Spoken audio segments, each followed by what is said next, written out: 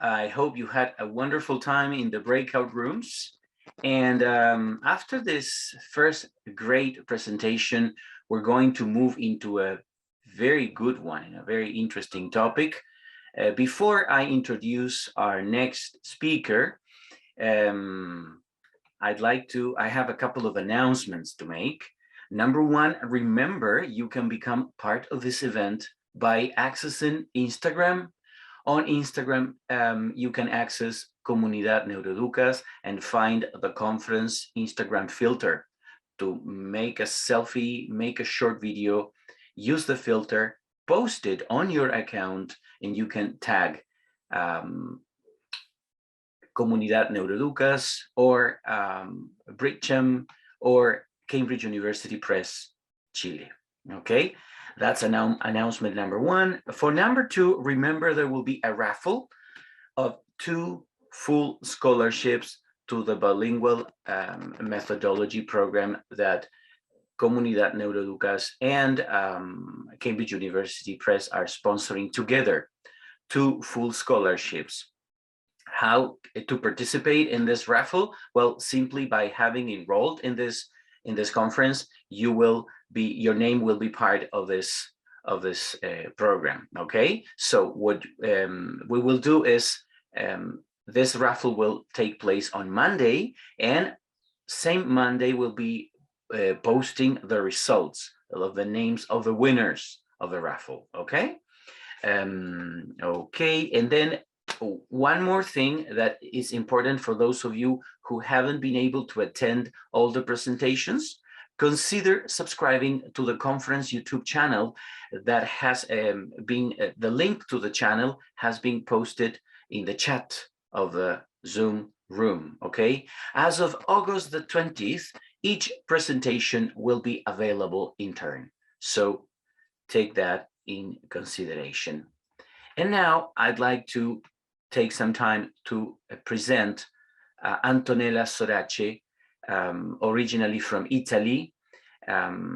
We know Antonella is on her winter break somewhere in Italy, but a few words about Antonella before she presents today. Antonella Sorace, a PhD, University of Edinburgh, is Professor of Developmental Linguistics at the University of Edinburgh. She's a Fellow of the Royal Society of Edinburgh and a Fellow of the Royal Society for the Encouragement of Arts, Manufacturers and Commerce. Her research focuses on a number of interrelated questions that bring together linguistics, experimental psychology, and cognitive science. Her research achievements and publications spanned different subfields of scientific inquiry. She's a world-leading authority on bilingualism over the lifespan and is particularly well-known for her studies of exceptionally talented adult second language speakers, for her research on the changes, attrition that take place in the native language of advanced second language speakers. She's also internationally known for her contribution to language typology, especially for her research on constrained variation at the lexicon syntax interface. Okay, and something important, she's the founding director of the Information and Consultancy Center Bilingualism Matters. Okay, so Antonella, we welcome you and want to thank you very much for making this effort to connect on your winter break from Italy. So time is yours. I just want to know, yes, Antonella, if you're there, you can connect your camera and just start your presentation. She might be having connection problems. If someone from the internal team can just let me know if everything is okay with Antonella Sorace. Her topic for today is related to bilingualism, language learning at a young age, cost-benefit trade-offs. Okay, and I'd like to give you a brief of her presentation while the connection is solved. Oh, yes, now there you are. Okay, great. Now we are, yes. All right. Okay, Antonella, time is yours then. Yeah, just let me share my slides. Yes. Right. Can you see them? Hello? Not yet. Not yet. There. No, not yet. Hello? Yeah. Can you see my slides? No, I can't. No, we can't see the slides yet. I think, yeah, I think it's a problem with being a host or not. I couldn't connect. Okay. How about that now? Can you see it? No. Maybe we should remind the technical staff to have you as a co-host. Yeah, I think that would be the solution. We need Antonella as a co-host to share her slides, please.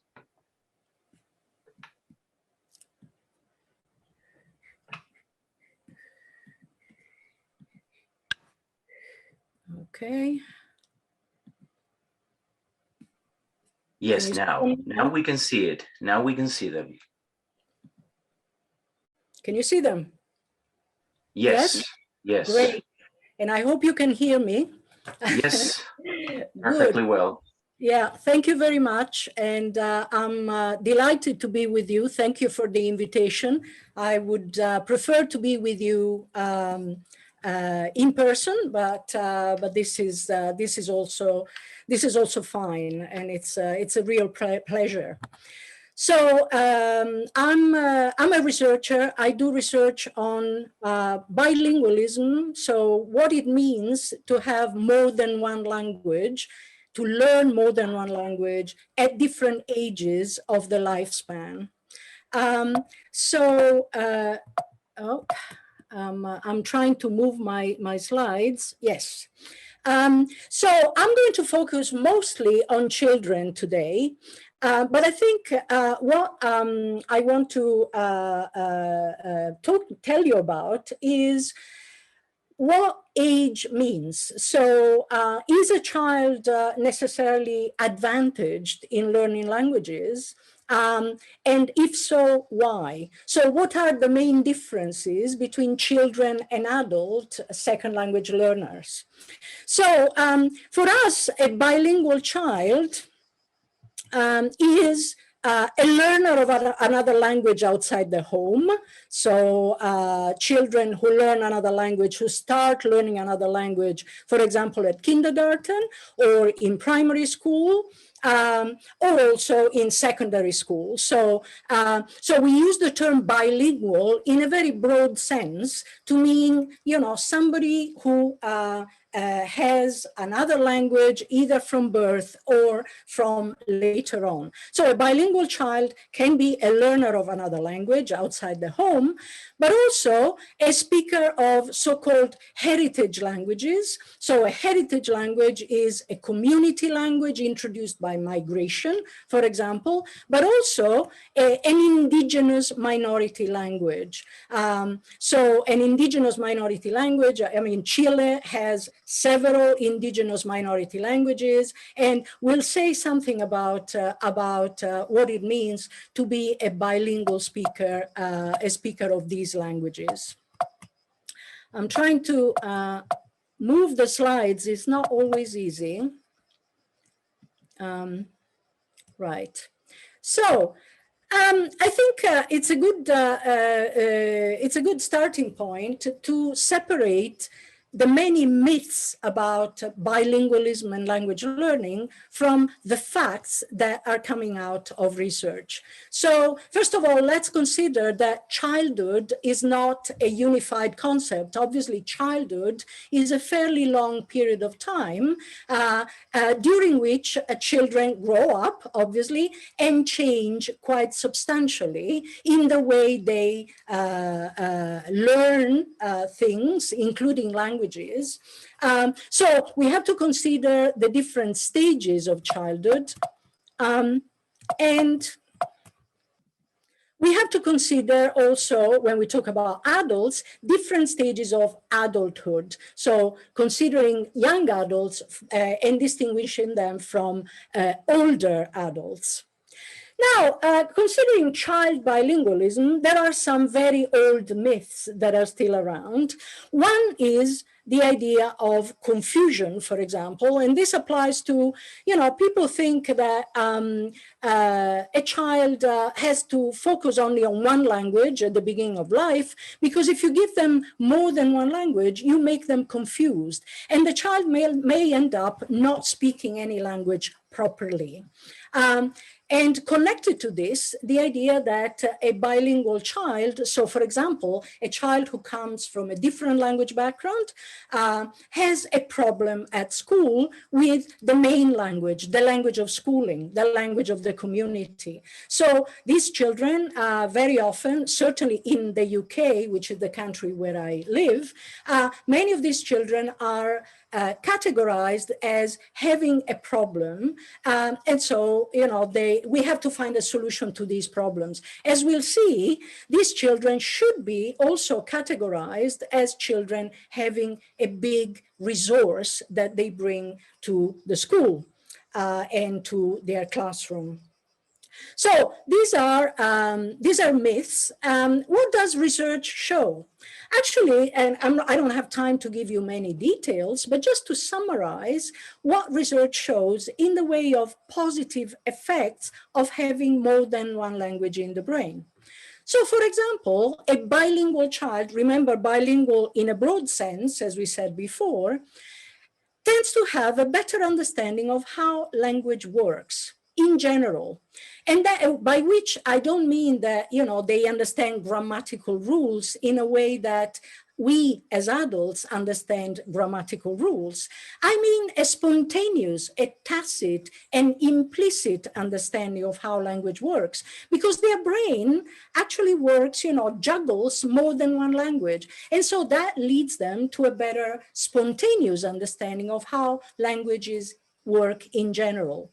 And this spontaneous understanding of how language works gives them a head start in early literacy. So there are many studies that show that certain aspects of early literacy, particularly learning to read, and particularly learning to read alphabetic scripts like Spanish and English and Italian and many others, including Russian, Greek. These are alphabetic systems. They use different alphabets, different symbols, but they're still alphabetic scripts. So there is a head start that many bilingual children have in learning to read. And learning to read in one language, these benefits tend to transfer to learning to read in another language. So there's no harm in learning to read in a language that is different from the language of schooling. And because of this spontaneous understanding of how language works, many bilingual children find it easier to learn other languages. So for example, a third language or a fourth language is easier to learn when you start from two languages, easier than when you start from only one language. And there are an increasing number of studies that show that many bilingual children have a better understanding of the majority language, the language of schooling. So in Chile, it would be Spanish. Where I live, it would be English. And these languages can actually be better understood by bilingual children, as long as we trust them, as long as we, recognize that their bilingualism is a resource and not a problem. Outside the language domain, there are very interesting positive effects of having more than one language in the brain. One is a better awareness that it is possible to see things from a different point of view. It is possible to have a different perspective on various things. So this comes from the fact that a child who has more than one language understands very early on that not everybody is bilingual. And so they have to choose the right language depending on who they're talking to. And that is transferred and expanded outside the language domain and leads to a better understanding that it is possible to have different points of view. That is very important in today's society. There are benefits for how we pay attention. So paying attention is something that we all have to do because otherwise we don't do whatever we're doing, we don't do it well. And in many cases, we have to handle conflicting information. We have to ignore information that is not relevant for what we're doing and pay attention on what is relevant for what we're doing. And this is what bilingualism seems to benefit, give benefits for. So the ability to pay selective attention. And the ability to switch from one task to the other. So this flexibility in task switching, also adaptability to change, which is again a great thing to have in a more general sense, because we have to be ready to adapt to changes in our everyday life, whatever, no matter what we do. So so as I said, I started from old myths. There are some new myths about children, some misunderstandings of the research that I'm telling you about. So the fact that, people think, oh, children have a wonderful brain, they learn like sponges, right? And this is what I'm going to come back soon when we talk about learning languages. So people think, oh, children are like sponges. Of course, they can learn very, very easily. Or, you give the children another language, you turn them into geniuses. So these benefits for the brain that I mentioned, these very general benefits, these are not really benefits for intelligence per se. So we're not saying that bilingual children are more intelligent. We're saying that they have an extra gear that helps them in a variety of situations in everyday life, and it will continue to help them as they grow up, as they become adults, but we're not talking about turning them into geniuses. Now, what about adult language learning? Very, very briefly, so that when we come back to child language learning, we understand, the points that I want to make a bit better. So there are many misconceptions about adult language learning. So the biggest one is the fact that many people think, how can you learn a language well as an adult? You need to be a child. So it's too late to learn another language well if you're an adult after a certain age.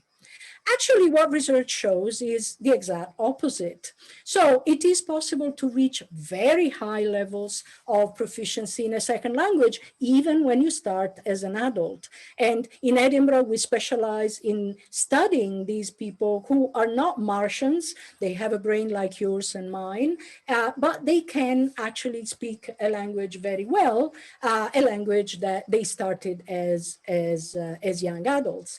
And we know more generally from research that the brain remains plastic. It remains flexible for much longer than anybody thought. So brain plasticity is not just found in children, it's found until a much, much later age. So-called brain plasticity is found also in much older adults. So not everything goes downhill as you get older, you'll be pleased to learn. Actually, many things improve over time with age, and some things decrease, but there are ways of compensating for these losses.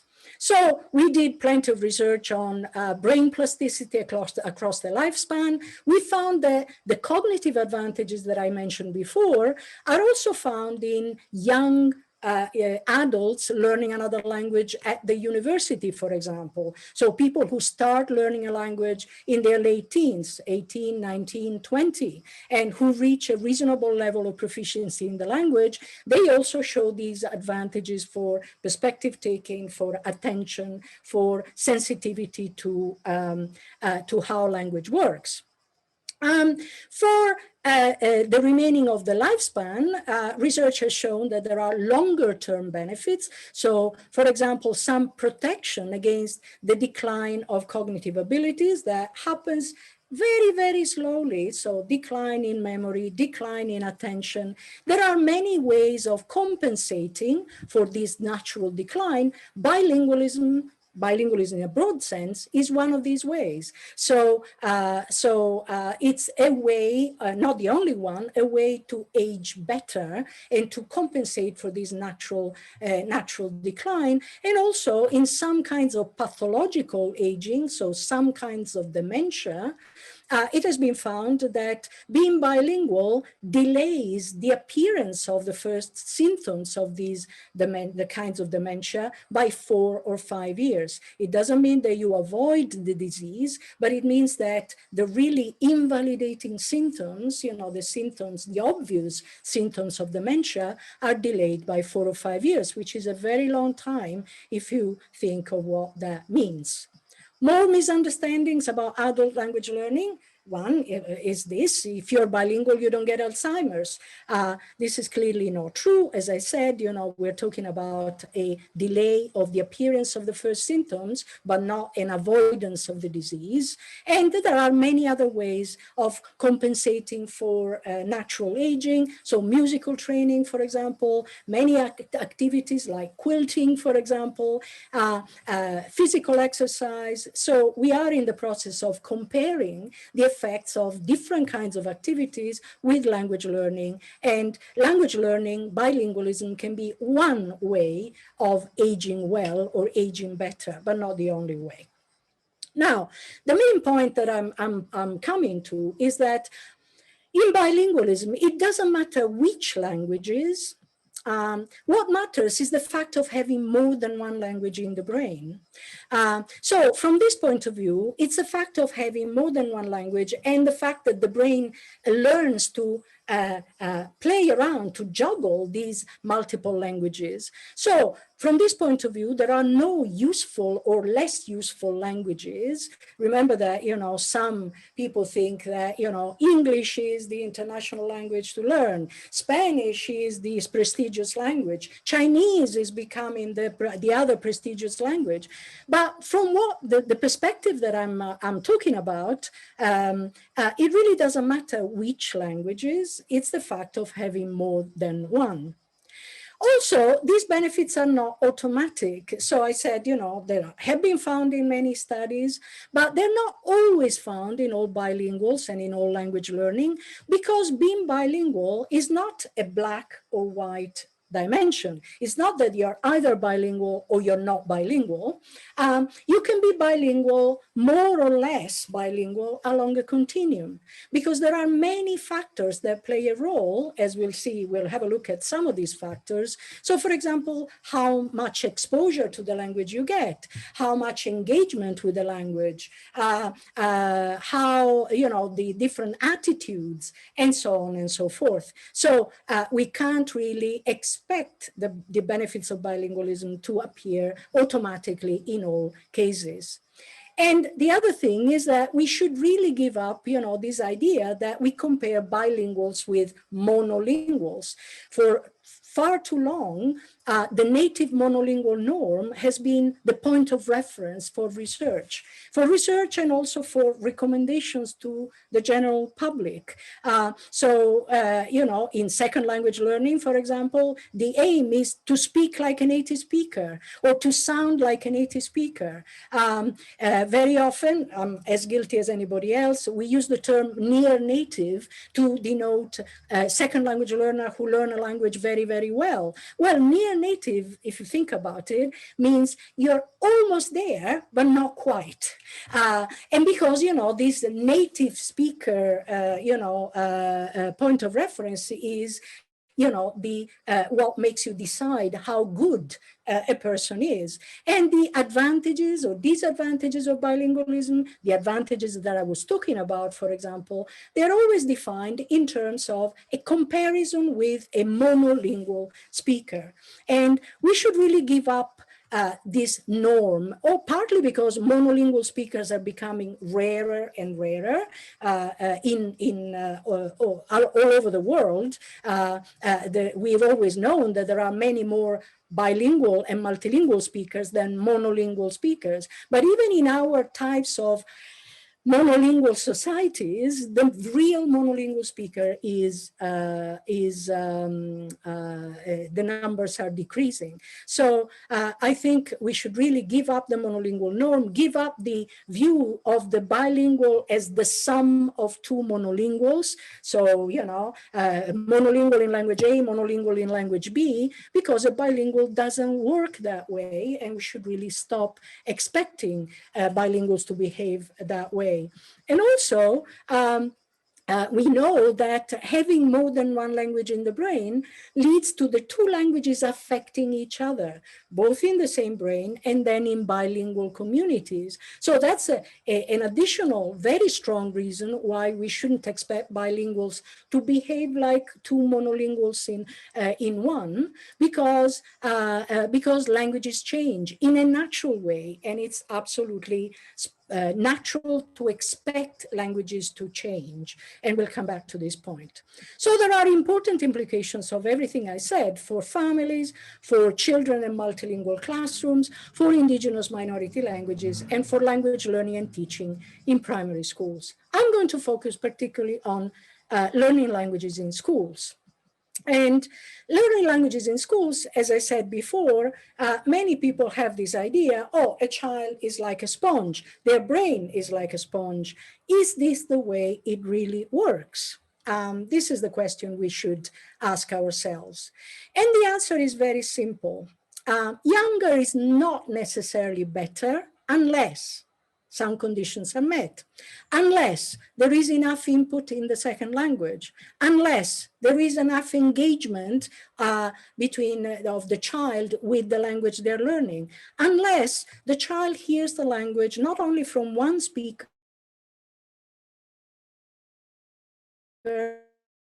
different ways.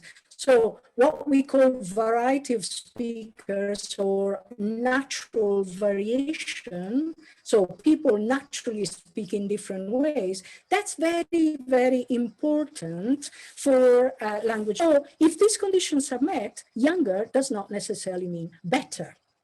And are there difficult languages for young children? All languages are learnable by young children, but we have to remember that children don't learn like adults, and they rely on different cognitive mechanisms as they develop. So remember, childhood is a long period of time, and children grow up and change during this period of time. So we have to have realistic expectations about the learning outcomes at different ages. So how do children learn languages? The younger the child, the more we can say that a young child doesn't need to be formally taught the language. So a young child doesn't need formal language lessons because their brain doesn't know how to deal with the formal, grammatical rules that as adults, we're familiar with in foreign language classrooms. So their explicit learning abilities are very limited. Their cognitive control, remember the control of attention and so on, is still developing, but they're very good. Young children, they're very good at learning implicitly. So learning without realizing they're learning in a natural way. But in order to do that, they have to get enough input. Clearly, young learners are more enthusiastic about language learning, particularly when language learning is engaging. When language learning is not boring, is something that gets them really passionate and engaged about. So enough exposure to the language and enough engagement with the language are crucial for younger children. And this is what is known in the literature as less is more. So the brain is less capable than an older brain in a variety of ways, but in a way, this can give more advantages from the point of view of implicit learning naturally in an implicit way, if there is enough input in an engaging input. Older children can learn, they have a higher cognitive maturity, they develop explicit learning abilities, they develop better attentional skills, cognitive control, and so they can actually benefit from the shortcuts given by explicit rules. So an understanding of how the grammar of the language works in an explicit way, what younger children can't really do. So that means that, even in childhood, we have to ask ourselves the question, how much input and what kind of input? So the quantity and the quality of input, decisions about the quantity and quality of input depend on the age of the child. So, how much vocabulary children learn and need, how much, grammatical rules, grammatical explanations children need or can cope with at different ages. So we have to ask ourselves the question, does input matter in the same way, regardless of age of onset of bilingualism? Clearly not. Type of language structure, I could tell you a lot about, aspects of language that are more intuitive to learn than other aspects of language. This is not what we're going to talk about today. Social economic variables, individual children's cognitive profiles. So there are lots of sources of individual differences that makes input matter in different ways. And what kind of input? So where does the child hear the language? Only at school or only at home or in both places? That is very relevant. How many speakers provide the input to the child? I've already mentioned this. How many of these speakers are native speakers or proficient speakers? Remember that you don't need to be a proficient speaker if you are teaching a language to a child. How many opportunities for engaging interactions in the language? So let's look at some research now. So what I've said so far is that age matters. A child learning a language as a child doesn't necessarily mean that a child's brain is like a sponge if they don't get enough input, particularly if they are on the younger side. So let's have a look at some research. Let's have a look at some research on language learning in schools.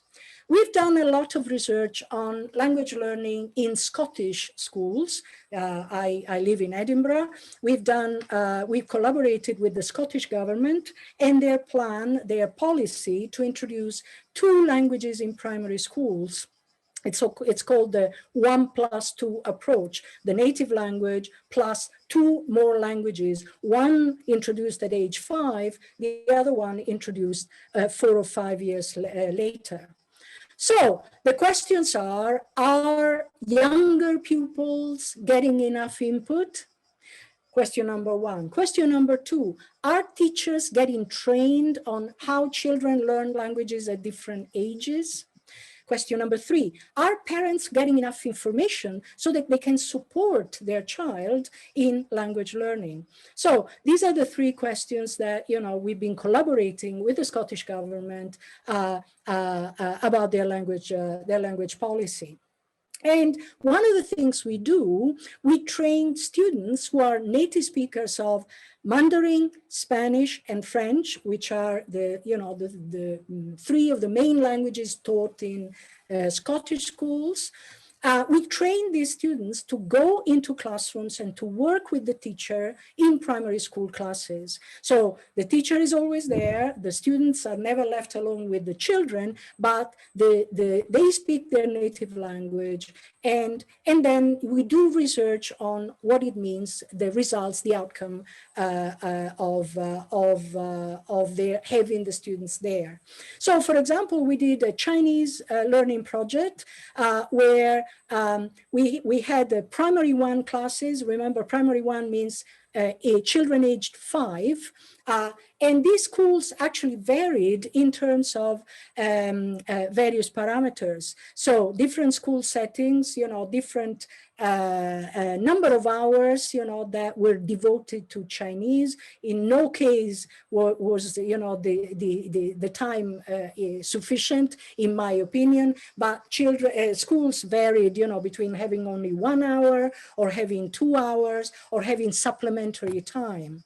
And we wanted to see whether exposure to Chinese has any effect on English, remember the effects on the main language, and whether there are cognitive benefits, so any effects of the learning experience outside language. So we tested their Chinese language learning ability, their sensitivity to tones, their metalinguistic awareness. So understanding language, that's what metalinguistic awareness means, and their attentional control due to the exposure to Mandarin input. And what we found was that, perhaps not surprisingly, the schools that had more hours of input and the schools that had more exposure to native speaker input. So these students, that we trained, the students who are native speakers of Mandarin, who went into the classrooms and did activities with the teacher, the schools that had more opportunities and more time performed better. So the students, actually the children performed better across the board in the test of English as well as in the cognitive tests. We did another study on slightly older children in P3, and we compared them, learning Chinese with learning French, which is still, the most studied foreign language in Scottish classrooms, and we found that there are no differences in cognitive effects. Between the Chinese is more difficult, and therefore, it has fewer effects. Children can cope with Chinese as well as with French. Now, we did studies on multilingual classrooms, and these are very, very interesting because multilingual classrooms are a reality, not only in the UK, but in many other countries. And we wanted to we tested more multilingual classrooms where more than 50% of children were from different language backgrounds, with less multilingual classrooms where only 5% were from different language backgrounds, and the vast majority were Scottish native children. And everybody had to learn Spanish as a new language. There were no speakers of Spanish in these classrooms. Spanish was new for everybody. And we wanted to see the effects, the cognitive effects, and also the effects on English of learning Spanish over a year. What we found was very interesting. We found that a greater number of multilingual children passed both the Spanish and the cognitive tests compared to the monolingual Scottish children, despite the fact that many of these children were still actively learning English as the language of the environment. And we also found a very interesting emerging trend where the Scottish monolingual children performed better the more multilingual the classroom was. So if they were in a more multilingual classroom, they actually did better on these tests of Spanish and the cognitive tests and so on, which means that exposure to other languages, even languages that they couldn't understand, is actually pretty good for their brain. And this is actually consistent with a number of studies that are coming out of adult multilingual societies. So studies done in the United States that show that people living in multilingual communities and who are passively exposed to other languages, actually they have benefits for the brain, if not necessarily for behavior, but their brain actually changes in particular ways. So this is a study that was done, comparing monolingual Americans in California with monolingual Americans in Pennsylvania. California is a much more multilingual environment than Pennsylvania, and everybody had to learn a quite difficult language, Finnish, and there were there were bilinguals as well. And what was found was that the brain of the monolingual speakers in California was much more similar to the brain of the multilinguals than the brain of the monolingual speakers in Pennsylvania. So passive exposure actually led to potential advantages, changes in the brain, and potential advantages for learning other languages. Regional minority languages or indigenous minority languages, these are important, not only in Chile, in many other countries, because they are under threat. They're disappearing at a great rate. They are perceived as not very useful. They're perceived as interfering with the majority language. They're perceived as competing with English or Spanish and more desirable, more prestigious languages. So we do quite a lot of research and also public engagement activities on minority languages. And also because from the point of view of linguistic and cultural diversity, this is something that should worry all of us. Of the approximately 7,000 languages spoken worldwide, 25 languages, only 25 languages account for more than half of the world's population. So that means that the vast majority of languages are minority languages in every single country in which they're spoken, which is amazing. And it means that, they're really under threat. They're disappearing at a great rate. So there are many prejudices on minority languages. I'm familiar with the ones on Sardinian, because Sardinian is part of my childhood. My mother was from Sardinia. People think, oh, a child who speaks Sardinian can't really speak Italian well. In Scotland, Gaelic is the main indigenous language. A child who speaks Gaelic is not very good at English. Minority language speakers are worried that these languages are contaminated by the majority language and by bilingualism. Antonella? Now, yes? 10 more minutes, and then yes. We'll have another additional 10 more minutes for questions, okay? Yeah, I'm coming. All right. I'm coming to the end. Yeah, thank you.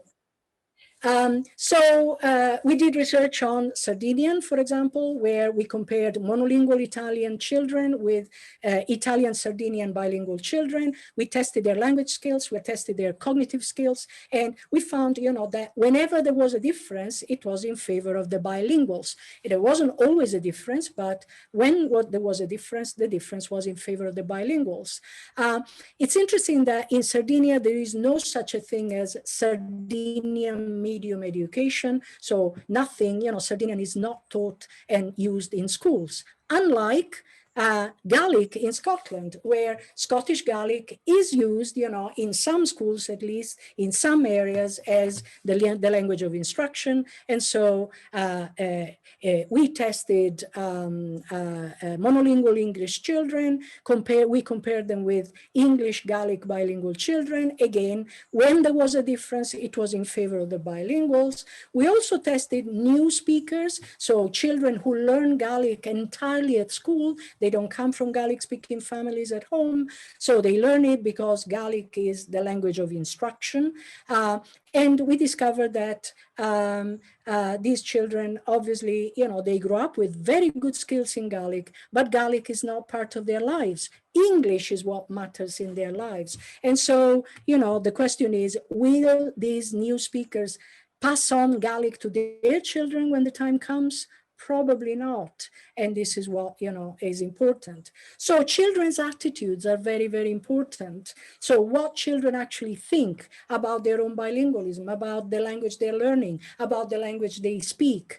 And positive attitudes matter. We did this, we proved this in another study where we found that children with positive attitudes in encouraging schools are more likely to become fluent in the language and show the cognitive benefits of bilingualism. We did in this research, we actually talked to children, we interviewed them, and we discovered, things that we wouldn't have discovered if we'd only talked to their teachers or to their parents. So it's very important to talk to children and to see how they consider, their own being bilingual in particular languages. And we try to make children aware of the benefits of being bilingual. We talk to children, older children, not 2 years old, but we talk to Saturday morning classes, children who attend classes in various languages, and we discovered that children are very keen to know. They depending on, how you talk to them, they want to know more. They have lots of questions. So this is clearly something that needs to be done. So supporting bilingual education in a broad sense means supporting teachers, making sure that they have the right kind of training on how children, adults learn languages at different stages, supporting families so that, families can be on board in giving support to their children, and supporting children themselves, as I've just said. So the cost-benefit effects in early bilingual education, to summarize the big picture. So early bilingual education, starting early, is good because it relies on younger brain. It can rely on enthusiasm of children for fun, new activities. There is a longer time scale ahead to develop the language the earlier you start. And it can actually underpin the whole curriculum. There are advantages of having languages for other areas of the curriculum, given the cognitive effects that I mentioned before. But this requires much more exposure, much more engagement. The typical time, 1 hour a week devoted to a foreign language, it's not good enough for a young child, as I said before. It requires good teacher training. It requires good parental support. So this is what, schools, policymakers, educators have to actually consider when we're talking about language learning in schools. So what we can do is really try to provide accessible information to parents, to learners, to teachers, to children, as I said before, to policymakers about the benefits, the challenges, because that information can lead to better decisions. And we have to make language real and engaging, particularly for young children, both inside and outside the classroom. We can rely on their enthusiasm, but it needs to be, we need to invest more resources, more time to benefit from their young age and provide enough input. And possibly we have to collaborate, the collaboration between education, educators, and researchers is very important, because we need to evaluate outcomes of different policies, of different systems. We can obtain evidence about what is working, what is not working, what is working better, what is working less better through research, and that can also inform policies. And that's what my Center Bilingualism Matters does. We rely on research. We try to bridge the gap between research and the community. We have an international network of 30 branches in 3 different continents, and we're about to spin out as an independent social enterprise with very strong links with the University of Edinburgh, where we continue to do research. So I'll stop here. I've spoken long enough. I look forward to your questions. If you want to reach us, these are the ways you can reach us. You can get more information. I'm very happy to answer emails, or if you want to communicate with us in these different ways. Thank you very much. Thank you, Antonella. And we do have a couple of questions that from the audience. So we would like to take the next 10 minutes to answer them before we move on to the breakout rooms. So we have Isabella Campos asking, when it comes to bilingual programs, what can we tell parents or guardians about their pre-primary learners, or that their pre-primary learners will be able to do? There's always this anxiety on the part of parents. Yes, I think we can tell them that bilingual programs, so there's plenty of research on bilingual programs, in many different places. Bilingual programs can be very effective because some subjects are taught in one language, other subjects are taught in the other language.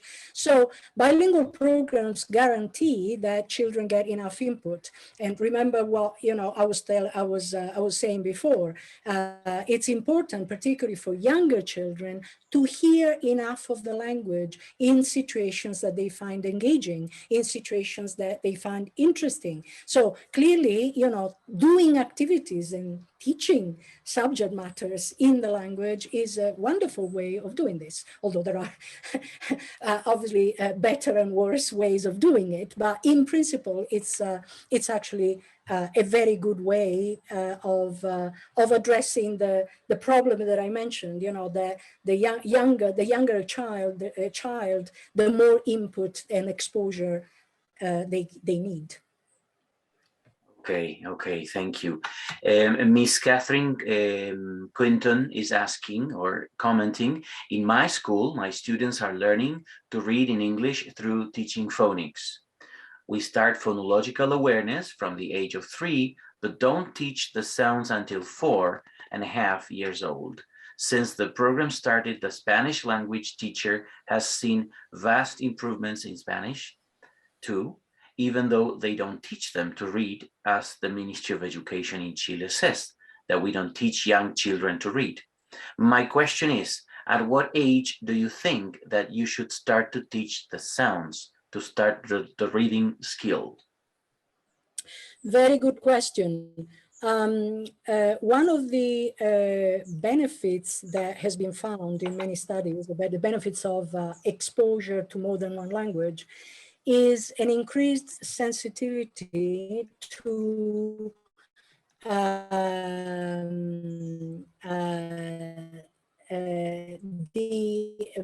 which is important, particularly for learning to read alphabetic and so on, the relationship between printed letters and sounds of the spoken language. So phonetic sensitivity is definitely very, very important, but also it has been found that bilingual children can reach an understanding of those relationships at an earlier stage. So a monolingual child usually gets there, approximately, the age of 5. A bilingual child can get there earlier. And that is very important. Once they crack that, secret, which is the basis of all alphabetic languages, that there are correspondences between letters and sounds, then if they learn to read in one language, they don't have to rediscover this in the next alphabetic language. They can simply, transfer their knowledge. They have to learn that the system of correspondences is not the same in all languages. So if you learn to read in Spanish, which is a particularly friendly language from the point of view of correspondences between letters and sound, a bit like Italian, and then move on to English, obviously you don't have to rediscover the relationship between letters and sounds, but you have to discover that the rules, the correspondences in English are quite different from the correspondences in Spanish. But the fact that there are correspondences, which is the major, the thing in common to all alphabetic languages, that has been already discovered in one of the languages. So that's fine. So I think, there isn't, I mean, clearly there are many other factors that play a role, but,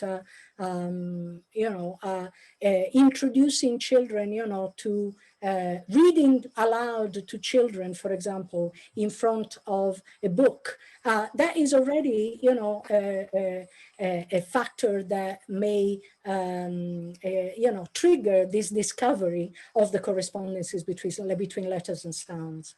Okay, so Antonella, would it be okay for you to stop sharing your screen? Stop sharing your slides?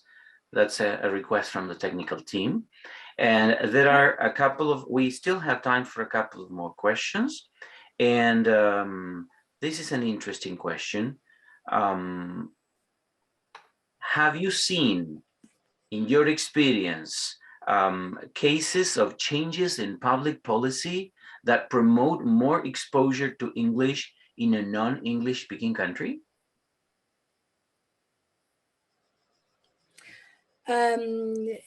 Yes, so English is a very prestigious language, right? I mean, I don't need to, I don't need to remind you of this, right? So, so people are usually very happy, you know, if you give them good reasons, you know, to increase exposure to English, you know, usually I can see, you know, what's happening in Italy, for example, and so on.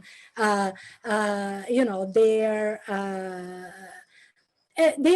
willing to go in that direction. Having said that, you know, very often the constraints on, you know, a school curriculum or the school, you know, timetable and so on is such that it's not easy to give children more than, you know, 1 or 2 hours a week of exposure. What we're trying to say, you know, to educators and policymakers is that it's absolutely essential to increase, to find ways of increasing exposure to the second language, to make sure that particularly younger children learn the language faster and better. So, but clearly, you know, there are many more constraints, you know, that have to be faced, and I'm aware of that. Okay, we have Julia Martinez asking, what kind of teacher training is necessary specifically?